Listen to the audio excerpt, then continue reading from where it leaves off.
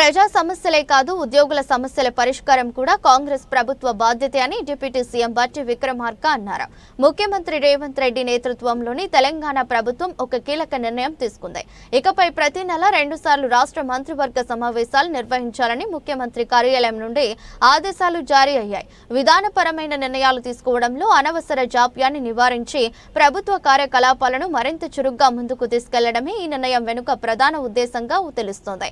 ప్రభుత్వ వర్గాల నుంచి అందిన సమాచారం ప్రకారం ప్రతి నెల మొదటి మరియు 3వ శనివారాల్లో కేబినెట్ సమావేశం జరగనుంది. సాధారణంగా కీలకమైన అంశాలపై చర్చించి ఆమోదం తెలిపేందుకు కేబినెట్ సమావేశాలు జరుగుతుంటాయి. అయితే ఈ సమావేశాలు మరింత తరచుగా జరగడం వల్ల ప్రజా ప్రాముఖ్యత కలిగిన అనేక అంశాలపై త్వరితగతిన చర్చించి నిర్ణయాలు తీసుకునేందుకు అవకాశం లభిస్తుందని ప్రభుత్వం భావిస్తుంది. గ్రామ పంచాయత్లో పనిచేస్తున్నటువంటి సెక్రటరీస్ సంబంధించిన క్యాడర్ ర్యాంకు సంబంధించి ఒక గ్రేడింగ్ ఒక నిర్ణయం తీసుకోవాలంటే గ్రామ పంచాయతీల గ్రేడింగ్ ప్రకారం వారికి ఆ గ్రేడింగ్ ఇచ్చేటువంటి కార్యక్రమం కూడా చేస్తామని చెప్పారు. అట్లాగే డిపిసి సంబంధించి కూడా వాళ్ళు ప్రధానంగా వాళ్ళ డిమాండ్ ఉంది. వాళ్ళు డిపిసి రెగ్యులర్గా జరపాలి, ప్రమోషన్స్ వచ్చేటట్టుగా చూడాలి. ఎస్, దానికి కూడా రాష్ట్ర ప్రభుత్వం చాలా సానుకూలంగా స్పందించి అగ్రి అయింది. అట్లాగే ఆఫీసర్స్ ఎలక్షన్స్ అప్పుడు ఎలక్షన్స్ ట్రాన్స్ఫర్స్ అని కొన్ని చేశారు.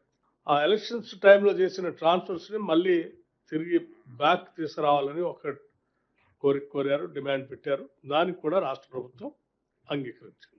అట్లాగే కంపాషనేట్ అపాయింట్మెంట్స్ జిల్లా పరిషత్ సంబంధించి పెండింగ్ ఉన్నటువంటి వాటిని కూడా క్లియర్ చేయాలని అడిగారు. క్యాబినెట్ దానికి కూడా ఒప్పుకుంది.